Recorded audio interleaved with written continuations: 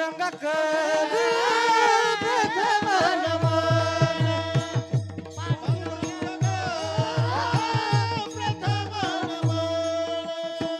पांडुरंग करू प्रथम नमन जय हो पांडुरंग करू प्रथम नमन अरे टाळ!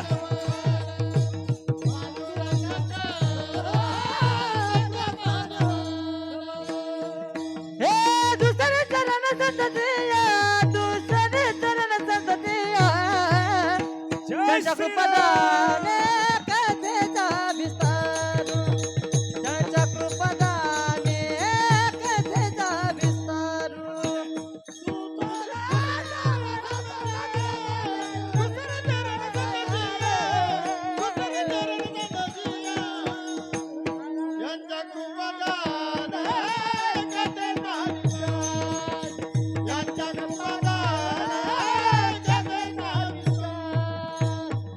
पांडुरंगा करू प्रथम नमन वाह! दुसरे चरण संततिया दुसरे चरण संततिया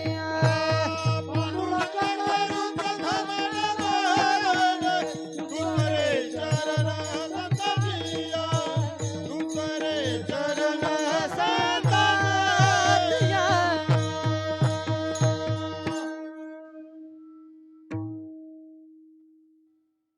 पांडुरंग गुरु प्रथम नमन दुसरे चरण संताच्या त्यांच्या कृपादाने कथेचा विस्तारू बाबाजी सद्गुरु दास तुका धर्माचे पालन करणे पाखंड खंडन हेची आम्हा करणे काम बीज वाढवावे ना प्रस्तुत कीर्तनरूपी सेवेकरिता निवडलेला हा अभंग संत शिरोमणी फक्त स्वतःच्या देहाचा उद्धार नाही ना स्वतःच्या देहासाठी ना स्वतःच्या बायका पोरासाठी ना स्वतःच्या गल्ली बोळासाठी ना स्वतःच्या नातेगोत्यासाठी ना स्वतःच्या देहुगावसाठी ना स्वतःच्या हवेली तालुक्यासाठी ना स्वतःच्या फक्त मर्यादित असलेल्या पुणे जिल्ह्यासाठी ना मर्यादित असलेल्या या महाराष्ट्रासाठी ना आमच्या फक्त भारतवर्षासाठी का नकाशामध्ये कोरलेल्या आमच्या आशिया खंडासाठी नाही नाही नाही नाही महाराज पूर्ण या जगाला भक्तीचा मार्ग दाखवणारे देहूचे रहिवासी तत्वज्ञ संत शिरोमणी जगद्गुरु तुकाराम महाराज यांचा निवडलेला अभंग 4 चरणाचा अभंग धर्माचं पालन का करावं हे सांगणारा अभंग धर्माचं पालन कुणी करावं हे दर्शवणारा अभंग धर्माचं पालन कसं करावं हे आवर्जून समजून सांगणारा अभंग आणि धर्माचं पालन नेमकं कसं कुणी केव्हा करावं या सगळ्या अँगलनी प्रत्येक प्रश्नाचं उत्तर देणारा अभंग विडाला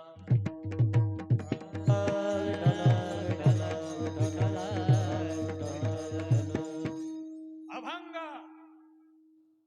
ज्याला आजपर्यंत कुणीही पाडू शकलं नाही भंग असा तो अभंग आणि गेले कित्येक वर्षापासून चालू असलेला आपल्या या वस्तीवरचा अखंड ज्याला कुणी पाडू शकलं नाही लॉकडाऊन मध्ये सुद्धा खंड असा तो अखंड हरिनाम सप्ताह या जन्मातली या वर्षीची पहिल्या दिवसाची सेवा आमच्याकडे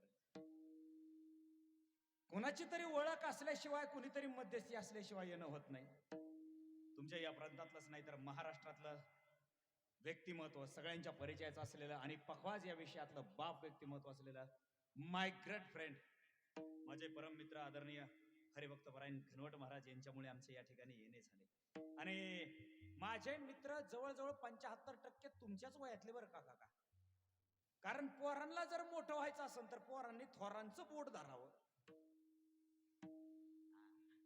कारण थोरान करून पोरांना बराच अनुभव शब्दातून कळतो वेळ व्हायला घालायची गरज नाही अनुभव वेचण्यासाठी तुमच्याकडून अनुभव कळतो त्याच्यामुळे माझ्या आयुष्यातले जवळजवळ 75% सगळे तुमच्या पंक्तीतले आता मिस्टर अक्षय कुमार सारखे आहेतच म्हणा नाहीत असे नाहीत आळंदी प्रांतामध्ये अक्षय कुमार आम्ही सगळीकडे अगदी कार्यक्रमाचा माहोल इकडे जिंतूर जालना परभणी माऊलीचे आशीर्वाद आहेत तुमच्या सर्वांचे आशीर्वाद आहेत सुंदर अशा प्रकारचे सर्व गायक मंडळी चाल म्हणलेली महाराजांचं नाव रोहिदास महाराज आहेत दत्तात्रय महाराज आहेत प्रल्हाद महाराज आहेत वा मृदुंगाचार्य हरिभक्त परायण भागवत महाराज, वा वा वा, पांडुरंग महाराज आहेत, इकडे भागवत महाराज आहेत, इकडे प्रल्हाद महाराज आहेत. आनंद आहे सगळ्या गोष्टीचा. आणि आमचं जागेवर काही चुकलं माकलं तर चोप द्यायला मिस्टर चोपदार आहे हजर आहेत. वा, कापड तर अशी वारी तुम्हाला भेटली ना. घनवट महाराज सांभाळा बरं, ते दांडकं पडून आमच्या पियाकडत नाही तर. आणि घनवट महाराजांची ही सगळी सेना वानर सेना नाही, ही मानव सेना. आणि नुसती मानव सेना नाही, भविष्यातली वारकरी संप्रदायाचा खूप मोठा हा महाभारत खडा करणारी ही सेना. आपणच आपल्या वाजायच्या टेन्शन घ्यायचं नाही. आता यांना तर काही सवड नाही वाजायला, यांच्या सगळ्या खिशात हात गेले, इतकं हुशार नाही जोरदार ह्याच्यातलं कोणीतरी. आणि घनवट महाराज आवर्जून एक वाक्य सांगेल मी, वारकरी संप्रदाय जर कोणी सांभाळला असेल ना तर तो शेतकऱ्याच्याच पोरांनी. आणि आमच्या भारत मातेचं सीमेवर जर रक्षण करणार असेल ना तर कोणी आमदार खासदाराचं पोरग नाहीये, शेतकऱ्याचंच पोरग. तिकडे जय जवान आहे, इकडे जय किसान आहे. सरकारला समद्याकडे ध्यान द्यायला सवड आहे, पण ज्याच्या जोरावर समजा देश आणि विदेश जगतायत ते माझ्या शेतकऱ्याकडे बघायला सवड नाही. दुर्भाग्य. आणि दुसरं दुर्भाग्य, आपली शेतकऱ्याची कवा एकी होत नाही.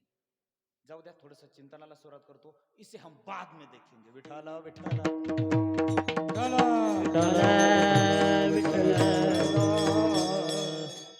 आणि आज आमच्या पेटीवरती पेटी मास्तर म्हणून आज आमचे आजोबा या ठिकाणी हजर आहेत. आमच्या आईसाहेबांचे मामाश्री आहेत. आनंद वाटला आज. आमच्या आवाजाला बळ देणारे मिस्टर म्युझिक मास्टर आहेत, त्यांच्यासाठी जोरदार टाळ्या वाजवा. खरंच हे जोरदार होते काय. मच्छर मेल्यावर तरी राग राग जोरास वाजीन माणूस, काय वाजित आहे. घनवट महाराज काही असो नाही तर नसो बरं का, मी तर असा माणूस आहे, कार्यक्रमाच्या अगोदर कमीत कमी 1 तास अर्धा तास का होईना पण हजर राहणारा माणूस आहे. मी 1-1.5 तास अगोदर हजर होतो मोकळ्या मनाने. मी आम्ही आणि आमच्या राणी साहेब आमच्या बरोबर आलेले आता. नव्यानंच आमचं लग्न झालंय, मोठा देवीच्या दरबारात यायचं होतं. चला म्हणलं मोठा देवीचं दर्शन होईल. छत्रपती शिवाजी महाराज शिवजयंतीचं महाराष्ट्र दर्शन झालंय. कुणीतरी म्हणाल नको बाबावर बायकून आली, यार म्हैच आणली, दुसऱ्याच नाही आणली बाबा. आजवर लय अवघड कार्यक्रम आहे, कोण कोणाला कसा प्रश्न सुचून काही सांगता येत नाही. आता तुम्ही दिली म्हणल्यावर हक्काची मला मिरवायला काय अडचण आहे का? अजिबात नाही. आनंद आहे. किशोर महाराज तुमचं झालं, अक्षय कुमार झालं तुमचं, नाही झालं हम देख लेंगे आप. नाहीतरी पोरीचा खूप मोठा तुताडा पडलेला आहे सगळीकडे, भेटत नाही. सगळ्याला नोकरदार पाहिजेत. आणि ज्यांनी वारकरी संप्रदायातल्या संत चरित्र सांभाळणाऱ्याला दिले ना, त्या आईबापासाठी जोरदार टाळ्या वाजवा. आणि त्या पण आईबापासाठी वाजवा. जावई त्यांचा सीमेवरती युद्ध करतोय, शत्रूची गोळी कधी येईल आणि लेकराच्या काळजामध्ये शरीराने शेवटचा श्वास कधी जवळ येईल हे माहिती असताना सुद्धा त्या आईबापांनी त्यांना मुली दिल्या, त्यांच्यासाठी टाळ्या वाजवा. नाही तर आपलं काय चाललंय माहिती का, काय त्या टाळकोट्यांकडे, काय त्या टाळकोट्यांकडे. अरे आमच्याकडे पैसा नसेल पण मानसिक समाधान आमच्याकडे गच्च भरलेलं आहे. कोणाच्याच मुलीला वारकरी संप्रदायामधून कधीच तकलीफ होणार नाही. आणि ज्या वारकरी संप्रदायामध्ये मुलापासून मुलीला तकलीफ होत असेल ना, ते वारकरी नाहीच. काय घरवट महाराज लोक म्हणतात पेताडाने माळा घातल्या का माळकऱ्याने माळा घातल्या. कोण प्यायला लागलं नेमकं? नाही नाही नाही, पिणाराने माळा घातल्या. वारकरी प्यायला नाही लागले, जे पिणारे आहेत ते आमच्यात सवड काढून शिरायला लागले. चला विषय वेगळा आहे. घनवट महाराजांना म्हटलं सप्ताह, महाराज म्हटले सप्ताह शेलर महाराज काय कसं काय नियोजन की अशा तारखेला दिवस पाहिलाच. म्हणलं काहीच अडचण नाही, फक्त सिस्टीम चांगली ठेवा. पहिला दिवस असू द्या, नाही तर काला झाल्यावर संपल्यावर ठेवा, नाही तर सप्त्याच्या आधी ठेवा, काय विषय नाही. वस्तीवरचा कार्यक्रम आहे त्यामुळं लय मोठ्या श्रोते मंडळींची अपेक्षा करणं हे आपलं चुकीचं आहे. शिवाय पहिला दिवस आहे त्याच्यामुळे सगळ्याला माहिती आहे पहिल्या दिवशी काय ते बाबा येतं काय ते बोलत ते का वरात येतं. नाही माझ्या नाही नाही नाही नाही. माणसाने वारकरी संप्रदायाचा आनंद, हरिनामाचा आनंद सेकंदाला निसून काढावा. सेकंदाला तुकाराम महाराजांच्या हातामध्ये लेखणी होती, तुकाराम महाराजांच्या हातामध्ये कोरा कागद होता. तुकाराम महाराजांच्या मस्तकावर मार्गदर्शन करणारे कोणी नव्हतं, तुकाराम महाराजांना समजून सांगणारं कोणी नव्हतं, आणि तुकाराम महाराजांच्या मस्तकावर दबाव आणणारं सुद्धा कोणी नव्हतं. एवढं मोकळं पटांगण असताना जगद्गुरु तुकाराम महाराजांनी किती सुंदर अभंग लिहिलाय पहा ना. धर्माचे पालन. मला विशेष या गोष्टीचं वाटलं, आजोबा पालन हा शब्द टाकलाय. त्यांच्या जागेवर जर मी असतो ना, अशी कॉलर टाईट केली असती आणि आपला शब्द टाकला असता, धर्माचा जन्म. काय अडचण होती बरं धर्माचा जन्म टाकायला तुकाराम महाराजाला? हा शब्द जन्म टाकला असताना त्यांच्या शब्दाला कोणी मोडकीत काढलंय का आजपर्यंत? आणि कुणी काढू शकतं का? नाही काढू शकत. पण जन्म हा शब्द का नाही टाकला माहितीये तुकाराम महाराजांनी? कारण तुकाराम महाराजांना हे माहितीये, मी जन्माला येण्याच्या अगोदर ऑलरेडी धर्माचा जन्म झालाय, आणि तो जन्म आमच्या ऋषीमुनी निर्माण केलाय. तो आमच्या 5 पांडवांनी रस्त्याने चालता चालता धर्माच्या वाटा निर्माण केल्यात. तो धर्म, ती नीती, तो न्याय, तो मार्ग आमच्या रामकृष्णांनी निर्माण केलाय. बाप मुलाला जन्माला घालू शकतो, मुलगा नाही बापाला जन्माला घालू शकत. फार फार तर मुलगा जन्माला आला तर त्याला बाप नावाची पदवी देऊ शकतो. तुकाराम महाराजांचं हेच डोक्यात आहे, मी जन्माला आलोय ना, आणि माझ्या आधी धर्म जन्माला आलाय ना, मग मी त्याची काय करू शकतो? सेवा करू शकतो. यानी की काय करू शकतो? फक्त मी पालन करू शकतो. म्हणून पांडुरंगाच्या दरबारात महाराज गेले. अरे महाराजांनी पांडुरंगाला बोलावं आणि पांडुरंगाने महाराजाला बोलावं. आज आम्ही पांडुरंगाच्या भेटीला जातो, पण दुर्भाग्य पांडुरंग आमच्याशी बोलत नाही. आषाढी कार्तिकी वारीच्या वक्ताला आमचे तुकाराम महाराज पांडुरंगाच्या दरबारात गेले बरं का आजोबा. पुंडलिकाला भेटले आणि पांडुरंगाशी बोलू लागले. पांडुरंगा, 1 मासाचा हा सगळा प्रवास तुझ्या नामगजरात गेला. पांडुरंगा, माझी एक इच्छा आहे रे.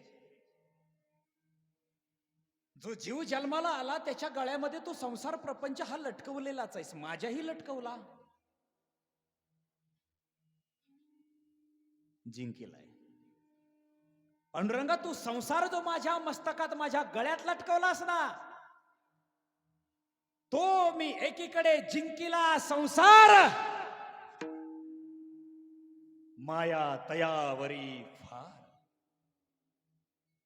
आणि जिंकलेला संसार लाथाडण्याची सुद्धा ताकद आहे आमच्यात. म्हणून लाताळीला संसार केला षड उर्मीचा मार. पण पांडुरंगा, खरं सांगू तुला, हे संसार प्रपंच नाही बाबा आता करावं वाटत. आता या संसार प्रपंचाचं पालन करण्यापेक्षा माझ्या डोळ्या देखत हे पाखंडी लोक माझ्या धर्माला उद्ध्वस्त करतायत रे, या माझ्या धर्माला संपवतायत.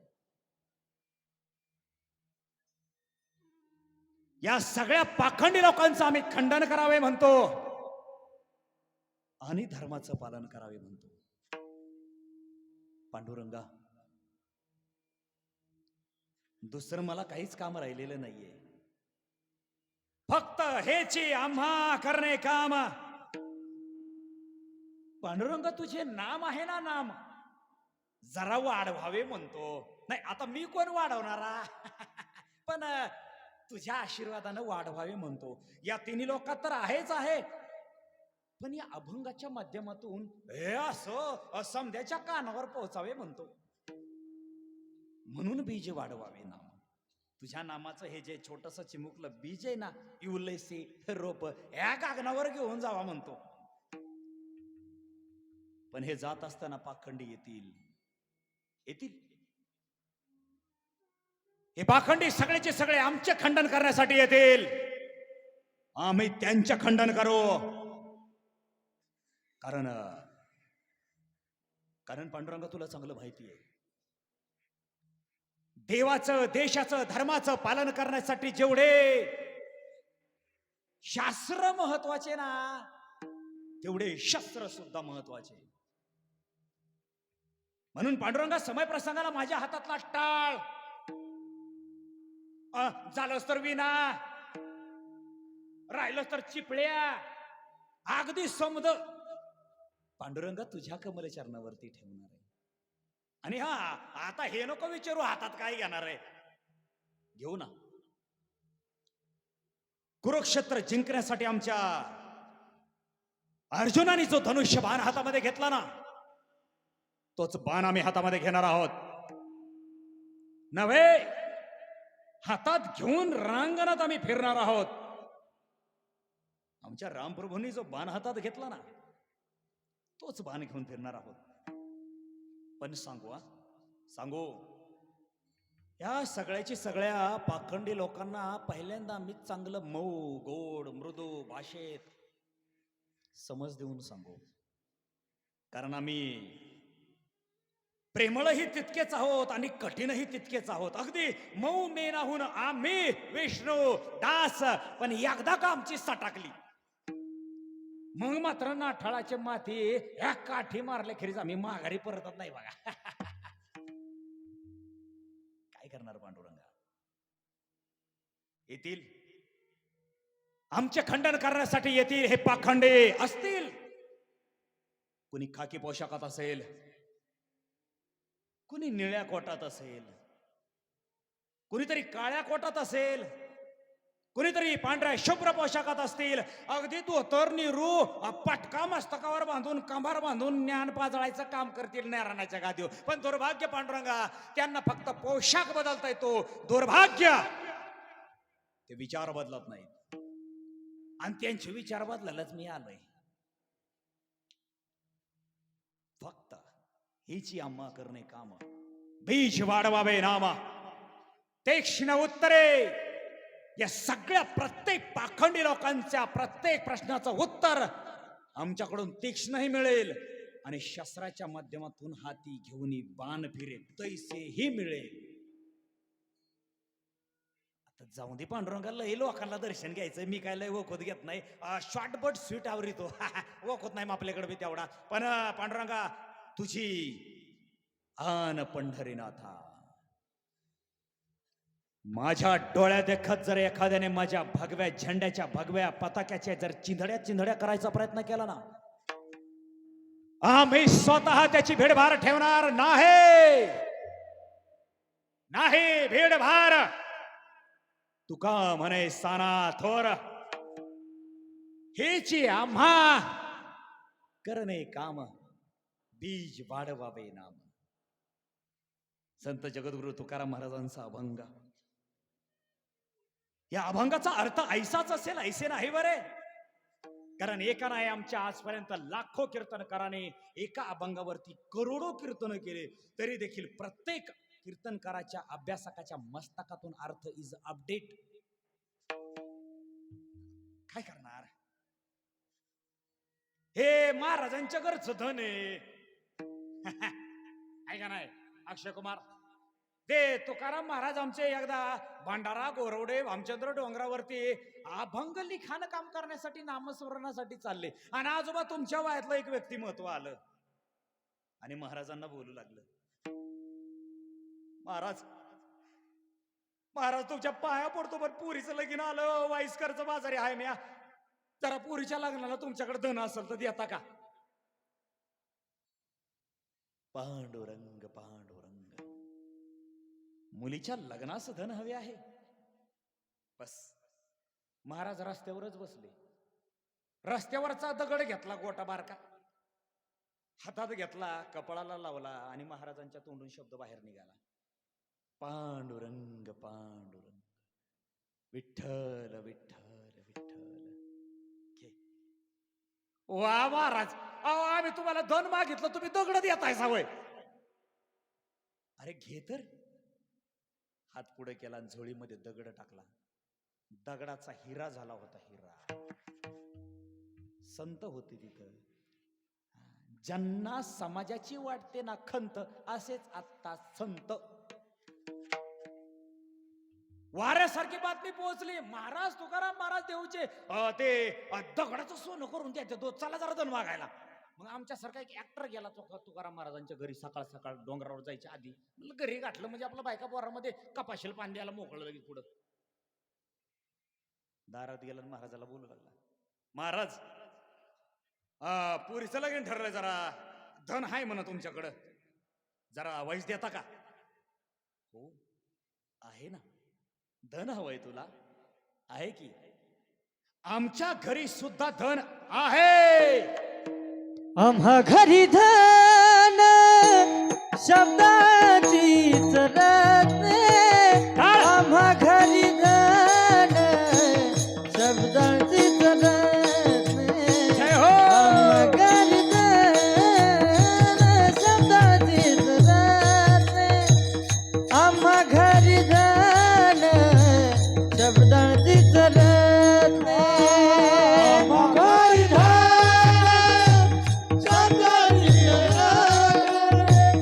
आम्हा घरी जय हो.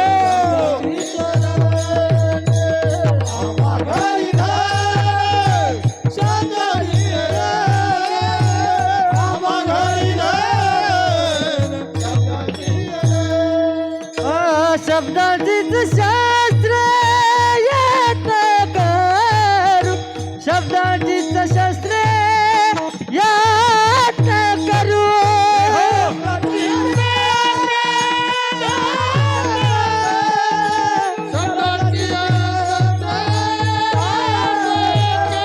हो शब्दाचीच शास्त्र यात करू, शब्दाचीच शास्त्र यात करू,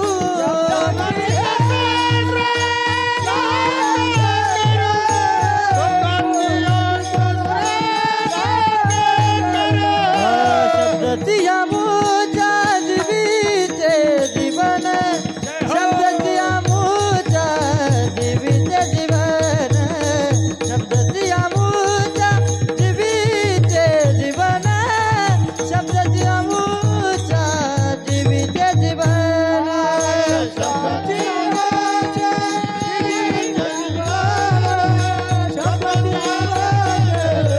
देवीचे जीवन, शब्दाची आमूच्या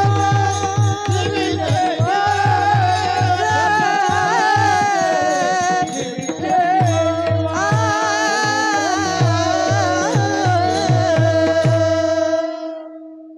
वा,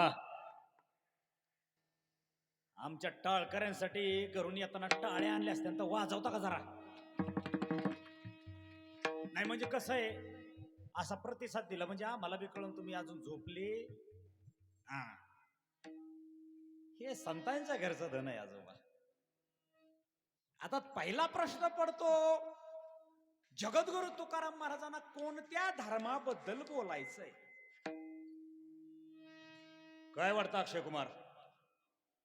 नाही म्हणजे हिंदू धर्माबद्दल बोलायचंय का ख्रिश्चन धर्माबद्दल, जैन धर्माबद्दल का इस्लाम धर्माबद्दल? कोणत्या धर्माबद्दल बोलायचंय? ह्याच धर्माबद्दल बोलायचं ना महाराज? आजोबा तुमचं तो वय गेलं. हा होय प्रभाकर महाराज, तुमच्यासारखे वडीलधारे माणसं तुमच्या पुढे काय ज्ञान पाजळावं आम्ही.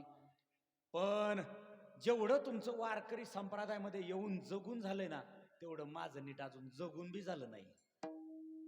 काय तुमच्या पुढे ज्ञान पाजळावं? पण तुमच्या आशीर्वादाच्या बळावर लेकरू उभा राहिलंय. हे इस्लाम धर्म, ख्रिश्चन धर्म, जैन धर्म, हिंदू धर्म, हे धर्म आहेत का? तुम्ही प्रोफेशनल माणसं आहेत सगळे, आता मला कळतंय काही.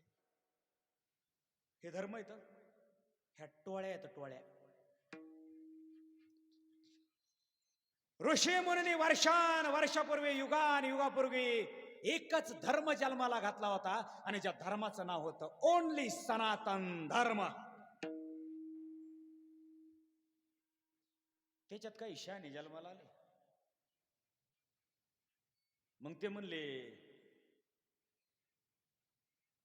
आपले खेरडे गावात ते गणपती बसलाय खरं आहे, पण गणपती उठीत आणि बाई नाचली पाहिजे. एक जण म्हणला देव उठवत असताना कुठं बाई नाचत असतात का? ते म्हणला नसेल तर आमच्या गल्लीला आम्ही नवीन पण गणपती पुढच्या वर्षी करू. पुढच्या वर्षी केला नाही, एका गल्लीचा 2 गल्लीत गणपती झाला. तिसरी गल्ली जागी झाली. रामभाऊकडून त्यांच्याकडले पैसा आला का रे? आपण का भिकार आहेत काय? कराट टाकाळ सर गोळा. 3 गणपती 4 गणपती. आता एका गावात किती गणपती याचा तपास नाही. आमच्या हिंदू धर्माचं तेच झालं. कुणीतरी शान आला, आपल्याला सनातन धर्माचं पटत नाही. कुणीतरी ख्रिश्चन धर्म जन्माला घातला, कुणीतरी जैन धर्म जन्माला घातला, कुणीतरी इस्लाम धर्म जन्माला घातला. आता वाईट वाटल पण खरं सांगू का, या धर्म जन्माला घालणाऱ्यांनी माणसातले माणसं वेगळे करून माणसाचे माणसाबरोबर भांडणच लावायचे काम केलेत. तुम्हाला किती पडतंय मला माहित नाही, गरजच नव्हती ना. पण एवढ्यावर नाही पोट भरलं. अजून ते बुलढाणा जिल्ह्यामध्ये एका शाण्याला छत्रपती शिवाजी महाराजांच्या नावाने धर्म जन्माला घालायचा. अजून माणसातले माणसं वेगळे करायचे आणि अजून माणसाची वाट लावायची. मी काय पंडित नाही, मी काय शास्त्री नाही. आय एम गावरान बाबा. रांगड्या भाषेत उत्तर देतो. धर्म या शब्दाची व्याख्या काय? तुमच्या आमच्या वाट्याला आलेलं कर्म तुम्ही आम्ही इमानदारीनं पार पाडणं, दॅट्स ऑल इज अ धर्म. विठ्ठल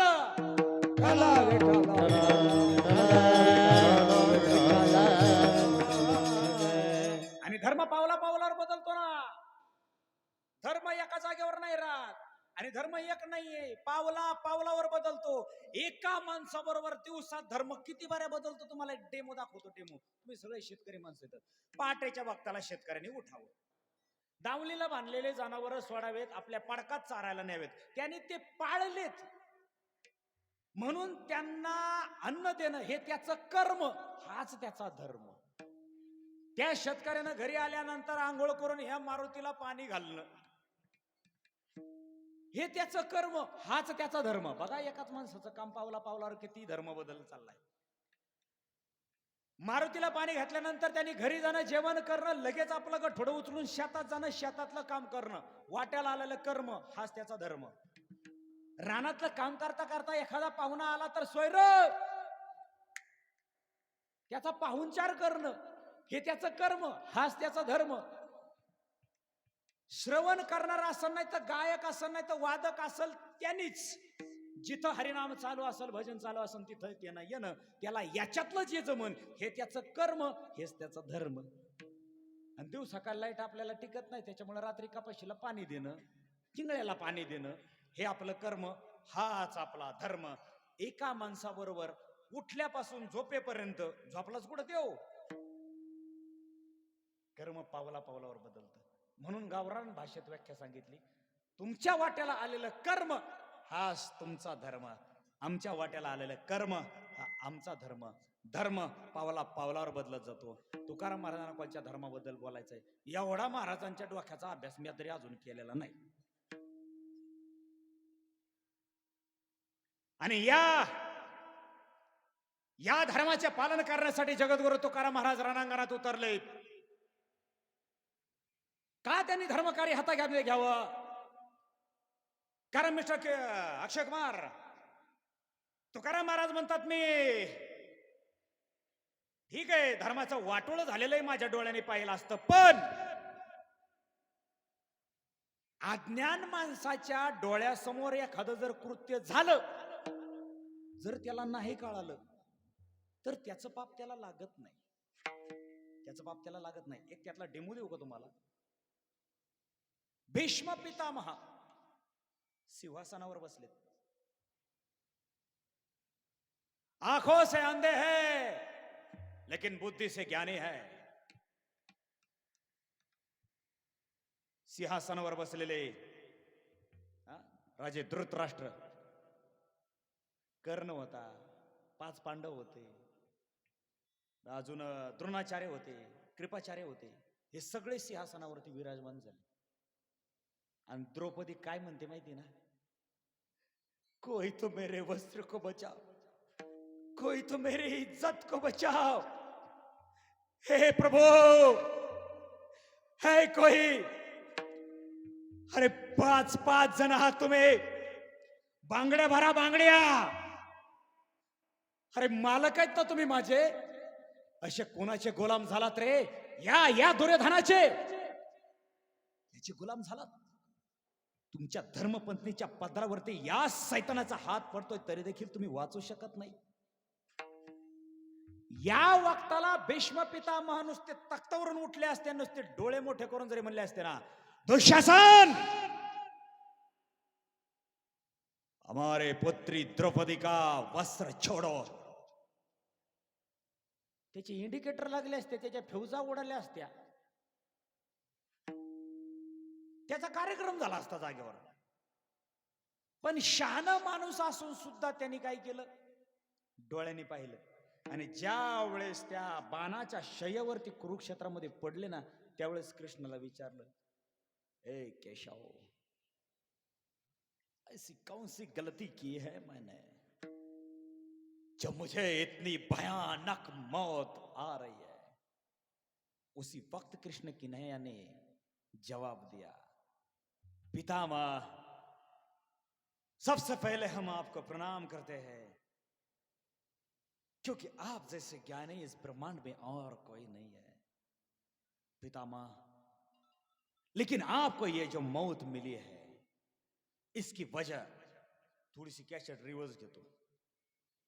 हा घडलेला प्रकार कृष्ण कान्हाने अर्जुनाला सांगितला आणि अर्जुनाला एकच वाक्य सांगितलं, अर्जुन, अर्जुन, तुझ्या डोळ्या देखत माझ्या बहिणीच्या पदरावर हात पडला. अज्ञान माणसाने उघड्या डोळ्याने जरी अन्याय होत असलेला पाहिला तरी आहे, तरी पितामह, ती पाप त्यांना लागत नाही. पण तुम्ही ज्ञानी होता, बुद्धी नाही आणि डोळसही होता, पण तुमच्या हातात अधिकार असून सुद्धा तुम्ही शांत राहिलात. इसलिए पितामह, आपको ये मौत मिल रही है. मुद्दा मी काय सांगत होतो, तुकाराम महाराज डोळ्याच्या देखत पाखंडी थया थया नसतात. तुकाराम महाराज म्हणले, नाही नाही नाही, मला कळतंय हे काय चाललंय, और हम चुप बैठने वाले नाही आहे. आम्ही तेच करू जे करायला हवंय, कारण आम्हाला आमच्या डोळ्या देखत बुडत असलेलं हे जग आम्ही उघड्या डोळ्यानं पाहू शकणार नाही. बुडत आहे जग. येतो कळवळा म्हणून, येतो कळवळा म्हणून, येतो कळवळा म्हणून, येतो कळवळा म्हणून. बुडत है जल न देखवे डोळा, बुडत है जल न देखवे डोळा, येतो कळवळा म्हणून, जय श्रीराम. येतो कळवळा म्हणून.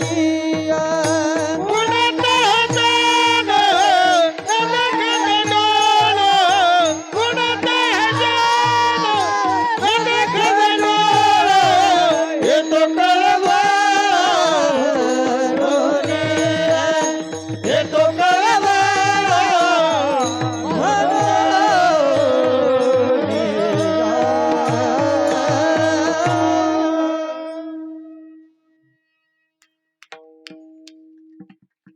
आपणच वाजायच्या, आपणच आपल्या लेकराचं कौतुक करायचं. जगाचं कौतुक तर करतो, पण आपणच आपल्या लेकराचं कौतुक करायचं. तुकाराम महाराजांनी उघड्या डोळ्याने दिसत असलेलं हे बुडतं जग पाहिलं. नाही नाही नाही नाही, अरे आम्हाला कळतंय ज्ञान, आम्हाला कळतोय अन्याय, अत्याचार आम्हाला कळतोय. माझ्या डोळ्या देखत बुडत असलेलं जग आम्ही उघड्या डोळ्यानं पाहणार नाही. हे तुकाराम महाराजांना तर कळलं, पण माणसाने ज्ञानी असावं बरं का. ज्ञान पावर महत्वाची आहे. हा, एक वेळेस तुमच्या हातात ज्ञान पावर नसली तरी चालेल, एक वेळेस तुमच्या हातात मनी पावर नसली तरी चालेल, पण ज्ञान पावर पाहिजे. आणि ज्याच्या मस्तकात ज्ञान पावर आहे ना, त्याच्या पाठीमाग मॅन पावर बी पळत येते, मनी पावर बी धावत येते.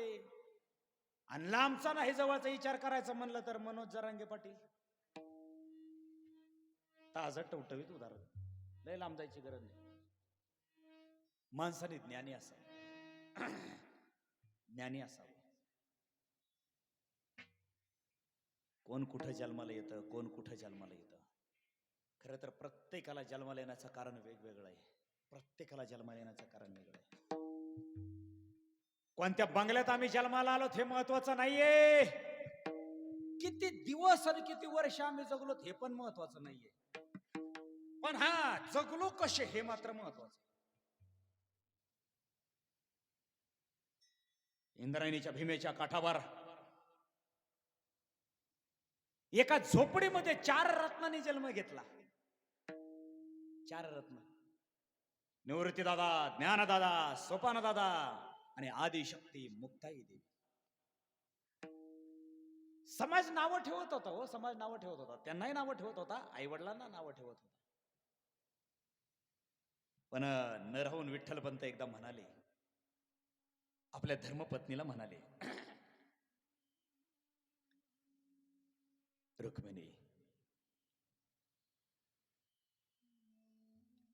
रुक्मिणी आपल्याला आळंदीमध्ये न्याय मिळेल ऐसे नाही. न्यायपीठ आहे. प्रतिष्ठान. प्रतिष्ठान म्हणजे आत्ताचं पैठण. रुक्मिणी, रुक्मिणी यावे म्हणतो. प्रतिष्ठान ठिकाणी आपल्याला न्याय मिळेल. जावे म्हणतो. ओ बाई जाओ, खरंच जा. पण आपल्या लेकराला तरी सुखाने जगू देतील हो, असं काहीतरी करूया. अगं हो, त्यासाठीच जाणार आहे. आळंदी ते आताचं पैठण मला वाटतं 200 किलोमीटर अंतर भरल. 200च्या आसपास, थोडंफार कमी भरल, पण 200 आकडा. विठ्ठलपंतांनी कसा प्रवास केला असेल सांगता येणार नाही. पण जुन्या काळातले माणसं प्रवास करण्यासाठी त्यांच्याकडं घोडा असायचा. घोडा. घोडा. घोड्यावरती प्रवास करायचे. त्यांच्या चरित्रामध्ये उल्लेख मला कुठेही सापडला नाही. त्यांच्या चरित्रावरती मी बऱ्याच ठिकाणी वाचण्याचा प्रयत्न केला आणि वाचलाही, परंतु त्यांनी प्रवास नेमका अनवाणी पायाने केला का घोड्यावरती केला सांगता येणार नाहीये. प्रवास केला.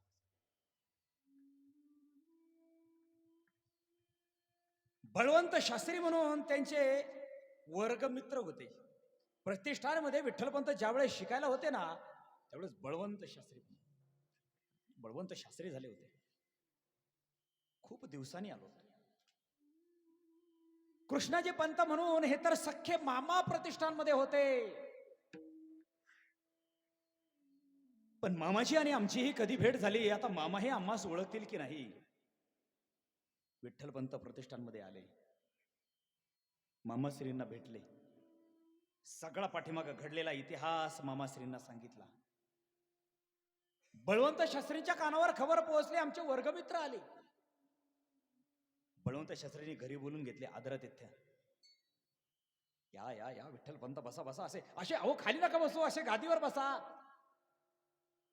बळवंत शास्त्रींनी विठ्ठलपंतांच्या हाताला धरलं आणि गाडीवरती बसवलं. कारण एवढा आदरातिथ्य, एवढा पाहुणचार, एवढा प्रेमानं, एवढा आपुलकीनं, एवढा जिव्हाळ्यानं विठ्ठलपंतांना काही वर्षापासून एवढं गोडाचं बोलणारं कोणी सापडलंच नव्हतं. एवढं माया लावणारं कोणी सापडलंच नव्हतं. घडलेला सगळा प्रकार बळवंत शास्त्रीच्या कानावरती टाकला. न्यायपीठामध्ये बळवंत शास्त्रीने उभा केलं. विठ्ठलपंताचा सगळा घडलेला प्रकार न्यायपीठामध्ये सांगितला. आणि अगदी सिंहासनावर तख्तावर बसलेले न्यायाधीश मिशेला पेळ मारत अगदी विठ्ठलपंतांना बोलून गेले. विठ्ठलपंत, हे सगळं विलक्षण आहे. असलं कोणी वागलं नव्हतं. आणि हा धर्म म्हणजे काय, सोम्या गोम्याचा खेळ वाटला की काय? असा खिशात हात घालावा, आम्ही न्याय काढावा आणि विठ्ठलपंतांना द्यावा. विठ्ठलपंत एवढा संसार परपंचाचा पुळका होता तर गेलातच कशाला? आणि गेला तर तोंड दाखवून आलात कशाला? चुकले हो, चुकले. आमचे पती पत्नीचे चुकले, आमच्या चिमुकल्या लेकरांना न्याय मिळावा. लेकरांनी माणसात बसावं, माणसात उठावं, माणसांशी बोलावं, माणसांनी बोलावं. शास्त्री भाऊ, पदर पसरतो माझ्या माझ्या जोडीमध्ये माझ्या लेकरांसाठी न्याय द्या, न्याय. विठ्ठल पंत मिळेल ना, न्याय मिळेल. प्रायश्चित्त करावं लागेल. मला मान्य, मला मान्य. तुम्ही द्याल तो न्याय, आम्ही आनंदानं प्रायश्चित्त बघू. शास्त्री भावाच्या कंठातून बाहेर शब्द निघाले, विठ्ठल पंत, तुम्हाला जर आनंदाने तुमच्या लेकरांनी जगावं ऐसे जर तुम्हाला वाटत असेल तर आपण देहांत प्रायश्चित्त करावे. देहांत प्रायश्चित्त.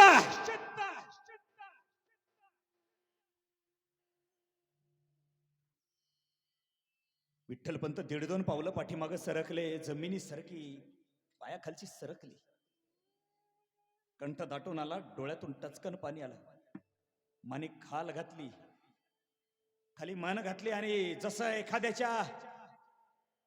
एखाद्या श्वानाच्या, एखाद्या कुत्र्याच्या गळ्यात पट्टा टाकावा आणि फरफटत फरफटत फरफटत न्यावा, तशी परिस्थिती विठ्ठलपंतांची झाली होती.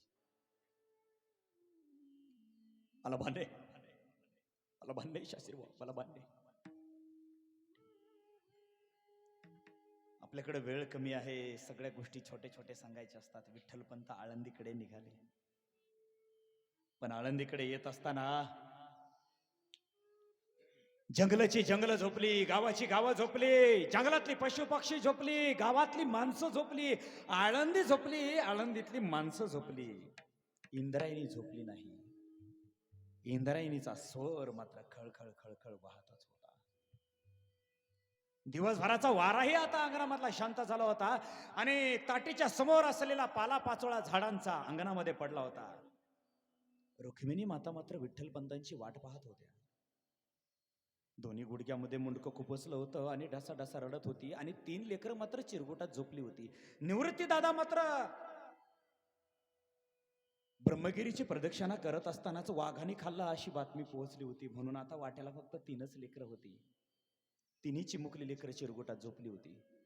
विठ्ठलपंत दारात आले. दारात आल्याबरोबर विठ्ठलपंतांच्या पावलाचा आवाज त्या पालापाचोळ्यावर पडला. पालापाचोळ्यावर पडल्याबरोबर रुक्मिणी मातेनं चाहूल लागली आणि ताटीचा दरवाजा उघडला. ताटी उघडली. विठ्ठलपंत आत आले. हातामध्ये गाडगं घेतलं. गाडग्यात उडवलं. गाडग्यातलं पाणी गाडग्यात घेतलं आणि गाडगं विठ्ठलपंतांच्या हातामध्ये दिलं. विठ्ठलपंतांनी गाडगं हातात घेतलं आणि गाडग्यातलं पाणी गटा गटा गटा गटा पिले. चेहऱ्यावरती, अंगावरती, छातीवरती, पाठीवरती घाम आला पाणी पिल्यामुळं आणि गळ्यातलं उपवस्त्र घेतलं आणि उपवस्त्राने घाम टिपला आणि बराच वेळ शांतता फक्त त्या झोपडीमध्ये होती. पण ही शांतता विठ्ठल रुक्मिणीला नको होती. रुक्मिणी मातेनं मात्र काळजावरती दगड ठेवून विचारू की नको विचारू असं झालं. पण विचारल्याशिवाय पर्याय नव्हता म्हणून विचारलं, धाडस केलंच.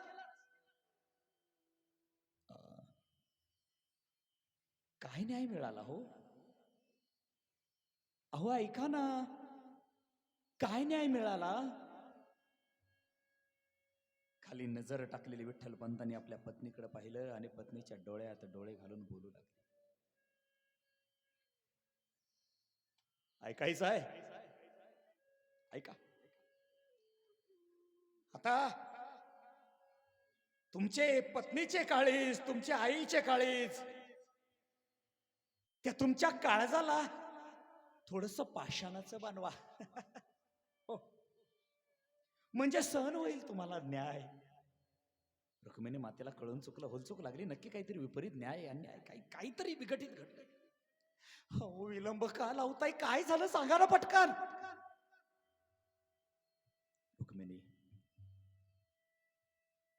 रुक्मिणी आपल्याला जर वाटत असेल आपल्या लेकरांनी सुखाने आनंदाने जगावं तर रुक्मिणी, आम्ही देहांत प्रायश्चित्त करावे ऐसा आम्हास न्याय मिळाला आहे. डोळ्यापुढे अंधाऱ्या चमकल्या रुक्मिणी मातेच्या आणि रुक्मिणी माती न राहून बोलून गेली. हो, काय बोलताय वेड्यासारखं? अहो आपण जिवंत असतानाच हा समाज आपल्या लेकरांना सुखाने जगू देत नाही. आपण गेल्यावर काय होणार आहे या लेकराचं? काय बोलताय वेड्यासारखं? आपण आपण नाही रुक्मिणी, फक्त आम्ही. आपण या तिन्ही चारही लेकरांना सांभाळण्यासाठी आपण पाठीमागे राहावे. आज्ञा आज्ञा आम्हास झाली आहे, आपणास नाही. रुक्मिणी मातेने घट्ट जाऊन पुढे विठ्ठल पंतांचे पाय धरले. अहो एकदा सोडून गेलात आम्हाला, आता पुण्यांदा नाही जाऊ देणार मी, पुण्यांदा नाही जाऊ देणार. मी देखील तुमच्या बरोबर येणार. हो येणार मी, मला नाही राहायचं माघारी. अहो तुम्ही जावं आणि हे कोरडं कपाळ घेऊन कुठपर्यंत फिरा. हो नाही हो, आम्हा सहन होणार नाहीये. वेडे आहात का तुम्ही? प्रारब्ध कोणालाही चुकलेलं नाहीये. पण विठ्ठलपंत रुक्मिणी मातेला बोलून गेले. रुक्मिणी, तुम्हाला आठवतं? बोलू ना जरा, माऊलीच्या चरित्रावर बोलू ना. नदे एखादं म्हणून महाराजांनी काय माऊलीच लावून धरले. बोलू द्या, मन सोक्त बोलू द्या. पंचाट विनोद गप्पा करून तुम्हाला हसायला लावण्यापेक्षा ज्यांनी या देशासाठी बलिदान दिलंय ना, या लेकरांबद्दल बोलू द्या. कारण या भविष्यातल्या लेकरांना हे कळायला हवं. हे सगळे माऊलींचे लेकर आहेत, सगळे माऊलींचे लेकर आहेत. रुक्मिणी, तुमचा एक सण असतो वटपौर्णिमेचा. तुम्ही सगळ्या महिला जाता, वडाला प्रदक्षिणा करता आणि एक मागणी करता, जन्मोजन्मी हाच पती आम्हाला मिळू दे म्हणून. का ग रुक्मिणी?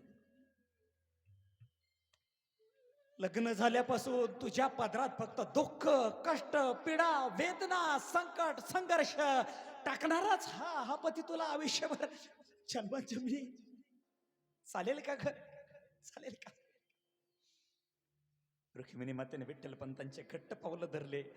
हो राणी साहेब, हे काय करताय वेड्यासारखं? हे काय करताय? रुक्मिणी माता पतीला बोलून गेल्या. तुमच्यासारखा पवित्र आत्मा माझ्या बरोबर या जन्मात नांदला, याच्यापेक्षा मोठं भाग्य माझ्या पदरात काय पडावं. आणि हे पावलं पुढच्या जन्मात नाही, युगान युगात, प्रत्येक जन्मात, 7 नाही 7 लक्ष लक्ष जन्मात हे तुमचे पावलं कधीच चुकू नये म्हणून दर्शन घेते हो. म्हणून रुक्मिणी, उद्या लेकरांसाठी गोडाधोडाचं करा. जावं लागेल, कारण जितक्या लवकर आपण जाऊ ना, तितक्या लवकर आपल्या लेकरांना न्याय मिळेल. अरे जितक्या लवकर आपण मरू ना, तितक्या लवकर आपल्या लेकरांना न्याय मिळणार आहे.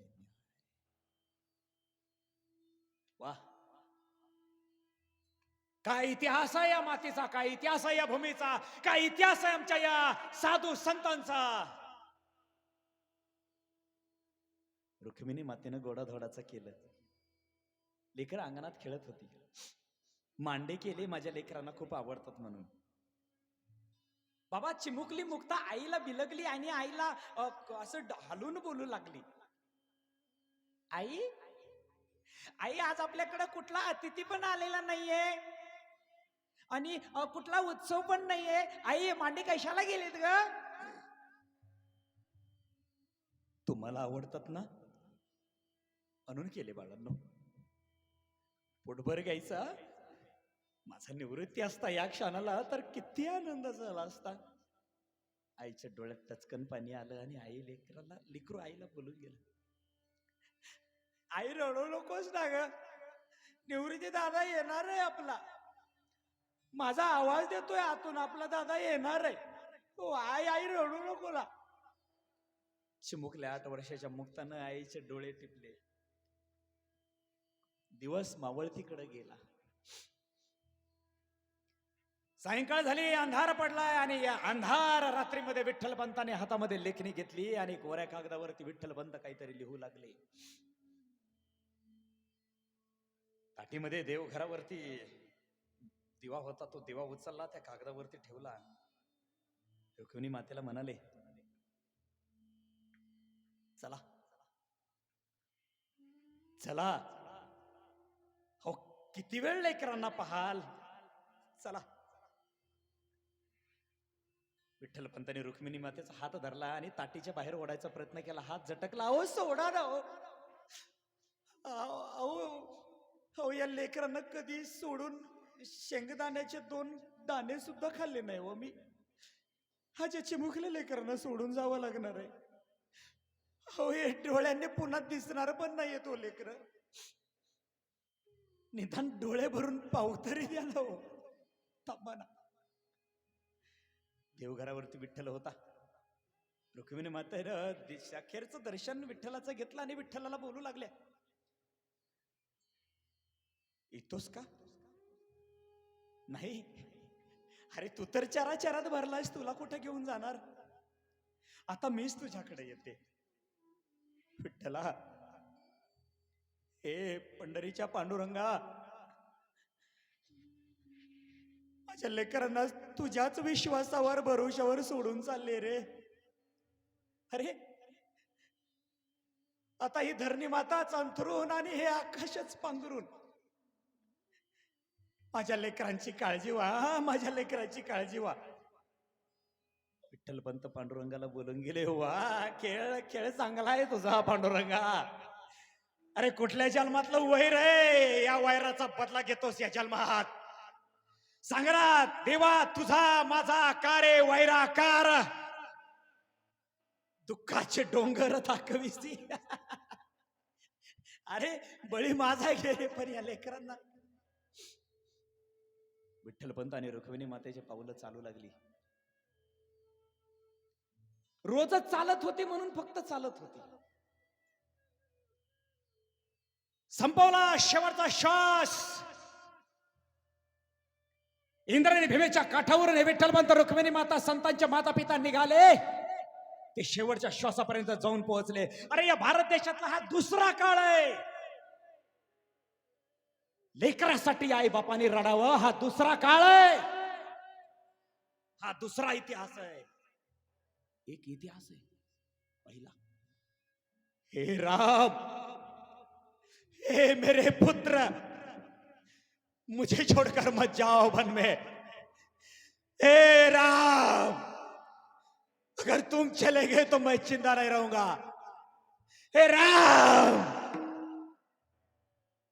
आमचे रामप्रभू पुढे गेले आणि एका बापानं श्वास संपवला. आमचे विठ्ठलपंत रुक्मिणी माता आमच्या लेकरांनी जागावं म्हणून संपले.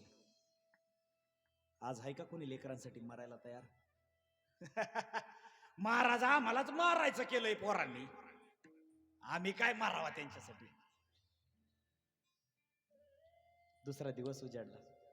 वाऱ्यासारखी बातमी आळंदीमध्ये, आळंदीच्या जवळ तांड्या तांड्यावर वस्ती वाडीवरती पोहोचली. अहो ऐकलेत का?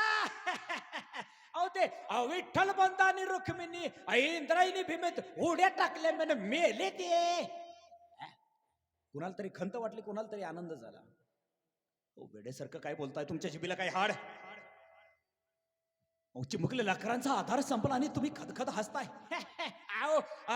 ते पण आळंदीतून गेले असते तर आळंदीची पिढा गेली असते. अग्निडाग देवा कशाला? पहाट झाली पहाट. आमचे ज्ञानदादा उठले.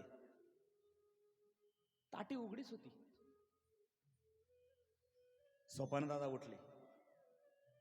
ते वाऱ्याने फडकत असलेलं पत्र पाहिलं, विठ्ठलपंतांनी लिहिलेलं. चिमुकल्या लेकरांनी वाचलं. दोन्ही लेकर भाऊ भाऊ एकमेकाला कडकडून मिठी मारून फुंदू फुंदू रडू लागले. चिमुकले डोळे झाकलेली 8 वर्षाची चिमुकली मुक्ता झोपली होती पलीकडे चिरगोटात. लेकर रडण्याचा, भाऊ रडण्याचा आवाज मुक्ताच्या कानावर गेला. मुक्ताई उठल्या. कमळासारखे चिमुकले डोळे चोळत मुक्ता बोलून गेल्या. हे ज्ञाना रे का रडतोयस रे? सोपाना तू पण रडतोयस? हे बघा तुम्ही रडला तर मी आईला नाव सांगेन ना, रडू नका म्हणेन आई दादा रडतोय. मुक्ता मुक्ता ज्यांना सांगणार आहेस ना तेच या जगात राहिले नाही का आता, त्याच्या जगात राहिले नाही. खूप मोठा प्रसंग आहे, काय बोलावं किती बोलावं. तिन्ही लेकरांनी कडकडून विठी मारत ढसाढसा रडत राहिले. पोटामध्ये भूक लागली, मस्तकावरती सूर्य गेलाय. मुक्ता म्हणते ज्ञानदादाला, मावळ तिकडे सूर्य गेलाय, दादा भूक लागली रे. मुक्ता असं काय करतेस वेड्यासारखं? झाडांचा कोवळा पाला घेऊन ये ना, तो वरबडून खा ना. 2-3 दिवस लेकरांनी झाडाचा पाला खाल्ला. ज्ञानदादाने हातामध्ये एका दिवशी झोळी घेतली, खांद्याला अडकवली आणि आळंदीमध्ये भिक्षा मागू लागले. ज्ञानदादा दारात कोणाच्या तरी गेले आणि कोणाच्या तरी दारात गेल्याबरोबर कंठातून आवाज निघाला, ओम भिक्षामदेहि. ज्ञानदादाला कोणीतरी पाहिलं, दारातून माऊली आली. दार उघडलं, दार उघडल्याबरोबर माऊली बाहेर आली. समोर पाहिलं ज्ञानदादा. ए ज्ञाना, भिकाऱ्याला दान धर्म आम्ही बंद केलाय बाबा, जा बाबा जा. आमच्याच लेकरांना काही खायला नाहीये, तुला काय द्यायचं? निघा. कोणीतरी शेण टाकलं, कोणीतरी शेळी भाकरी टाकली त्यातही माती कालवली. ज्ञानदादा धावत धावत ताटीच्या पुढे आले, झोळी अंगणात अशी फेकली, ताटीच्या आत गेले आणि ध्यानस्थ आतून ताटी लावून बसले शांत ओमकारचा जप करत. आणि ज्ञानदादाच्या डोळ्यातून फक्त इंद्रायणीने भीमा वाहत होत्या. चिमुकली मुक्ता ताटीतून आतमध्ये पाहिलं तर पाहतो तर आपला दादा रडतोय. ज्ञानदादाला मुक्ता बोलून गेली, दादा दादा तू रडतोयस? अरे दादा तुझ्या आसवांना माती मोल किंमत, असं अनमोल किमतीचे तुझे आसू असे माती मोल करू नकोस. दादा हे जग अज्ञान आहे, अज्ञान. दादा तुला माहिती नाही करे, जन हे हिताचे, काहीतरी दिल्या घेतल्याचे. अरे तू काय दिलंस त्यांना, तेव्हा जगाने तुला द्यावा. मुक्त माझ्याकडे काय देण्यासाठी? दादा अरे तुझ्यासारखा ज्ञानी या जगात मला दुसरा कोणी दिसत नाही. नव्हे ज्ञानदादा, तू ज्ञानाचा महासागर आहे. ज्ञानाचा सागर, सागर ज्ञानाचा सागर, ज्ञानाचा सागर, ज्ञानाचा सागर. सखा माझा ज्ञानेश्वर, सखा माझा ज्ञानेश्वर, ज्ञानाचा सागर, ज्ञानाचा सागर. सखा माझा ज्ञानेश्वर, माझा ज्ञानेश्वर, ज्ञानाचा सागर, सागर ज्ञानाचा ज्ञानाचा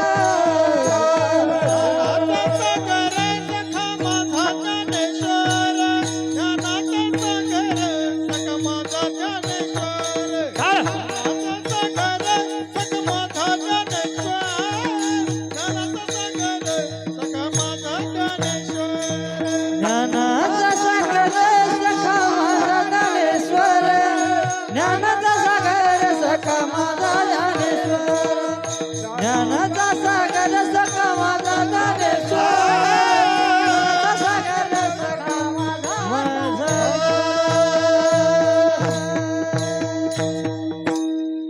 अरे दादा तू ज्ञानाचा महासागर आहेस.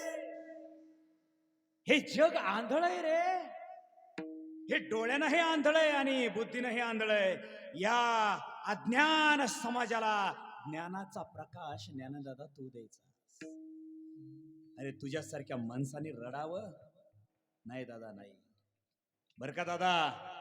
हे तुझ्या डोक्यातल्या मिथ्या कल्पना सगळ्या मागे सारा आणि ताटी मिठ्या कल्पना मागे सारा, मिठ्या कल्पना मागे सारा.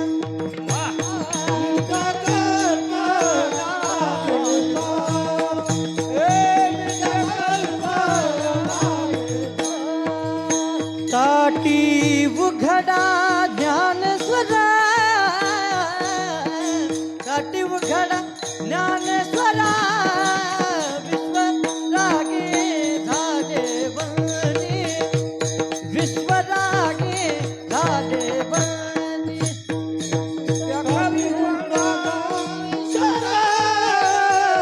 ताटी उघडा ज्ञानेश्वरा,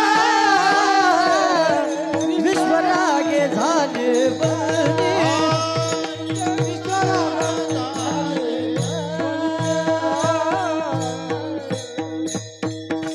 हे मिथ्या कल्पना मागे सारा, आता मात्र ताटी उघडा ज्ञानेश्वरा. हे ज्ञानेश्वरा ताटी उघडा. आता प्रश्न हा पडतो मला, ज्ञानदादानी मला तर असं वाटतं मुद्दाम स्वतःला कोंडून घेतलं होतं आणि पाहायचं होतं माझी आदिशक्ती मुक्ता मला काय उपदेश करते. कारण आपले माणसं आपल्या माणसाला संधी देत असतात. ही ज्ञानदादाने मुक्ता देवीला दिलेली संधी आहे आणि ही जर ज्ञानदादा मुक्ता देवीला संधी देत नव्हते तर ताटीच्या अभंगाचा जन्मच होत नव्हता. त्याच्यामुळं माणसानी आपल्या माणसाला अवश्य संधी द्यावी. इथं ज्ञानेश्वर माऊलीने हा विचार नाही केला. माझ्या आईवडिलांच्या नरड्याचा घोट ज्या ब्राह्मणाने ज्या समाजाने घेतला ना, यांचा आम्ही बदला घेऊ. तो तलवारीच्या जोरावर, बंदुकीच्या गोळीच्या जोरावर नाही हो. माऊली इथं म्हणाले हे फक्त यांच्या मस्तकातला खळ पण आहे ना, खळ एकदा का सांडला मग मात्र भूता परस्परे पडो, डायरेक्ट मैत्री जीवांचे. हा ही गंमत आहे. जे खळांची व्यंकटी सांडो तया सत्कर वीरती वाढो, भूता परस्परे पडो, डायरेक्ट मैत्री जीवांचे. ह्या मस्तकातला एकदा खळपणा, माणूस वाईट नाही ना, विचार वाईट आहेत. मग याच्या विचारावरच मला मारायचंय, याच्या विचारांना मला मारायचंय. आणि माऊलींनी माणसाच्या विचारांना, अधर्मी विचारांना मारायचं केलं, अधर्मी विचारांना मारायचं काम केलं. आणि ज्ञानदादानी तलवारीच्या जोरावर यांचा बदला घेण्याऐवजी ज्ञानदादाला कळालं सगळं. हे न्याय देणारे, व्यासपीठावर बसणारे, न्यायाधीश बनणारे, हे सगळेचे सगळे मला तर पाखंडी दिसत आहेत. हे पाखंडी.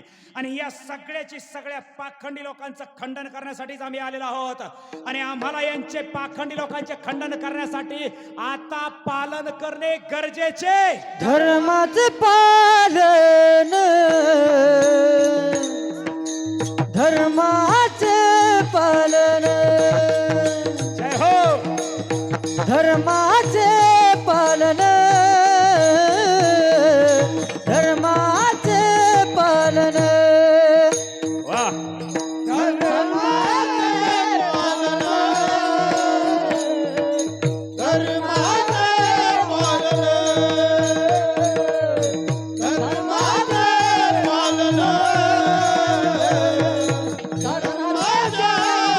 हो